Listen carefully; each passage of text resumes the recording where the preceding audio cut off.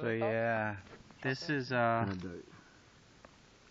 of the common names for it is Indian pipe. That's the most common one that I know of. I don't know the Native American name for it, but Monotropa uniflora is the Latin, and it's a really special plant. I love this plant because it's a great example of like why it's so important for people to connect to the plants right now. And this plant is such a powerful teacher and healer, and I think that's like the biggest thing is we need to be slowing down with the plants so that we can learn more lessons about how to live and how to live in a way that's beautiful and graceful, and that's exactly what this plant does. It's like such a wonderful example of real altruism. Like, this is the realest kind of altruism that can possibly be expressed, because this is a plant that doesn't have any chlorophyll. It gave up on chlorophyll because it's being fed by this particular type of mycelium that's taking nutrients from the trees. It's taking sap and juices and sending them over to this flower, and this flower doesn't produce any of its own energy.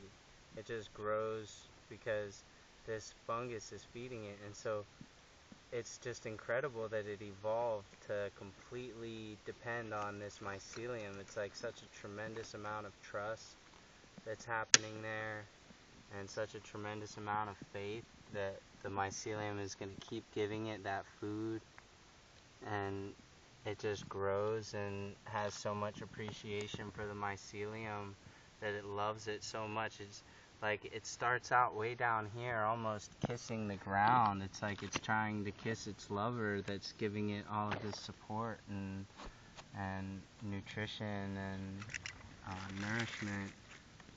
And so out of gratitude, it like kind of opens its flowers down to the ground and then pops up and goes to seed.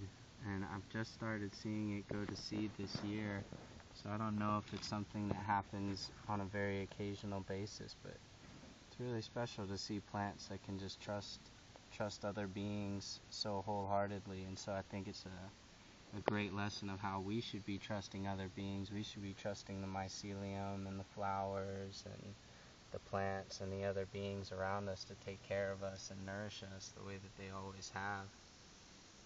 So yeah, Indian pipe, carrying lots of lessons. There's a slug. Lots of life out here. Lots of life. So would you eat it raw? I wouldn't eat it. This isn't a plant that I would really harvest, but I've heard that it can be used as like some kind of a nervine.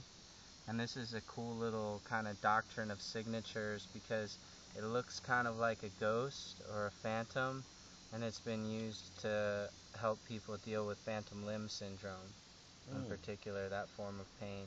But I've also heard that it can be a pretty powerful nervine and be good for different forms of pain that we might experience.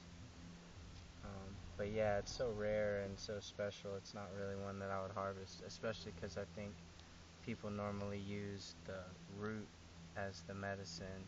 But maybe you can use the flowers and stuff. I don't know. That'd be a good one to look into and go deeper with, because it's really, really sweet. Good energy, good vibes. Good friend to see on the trail. Nice.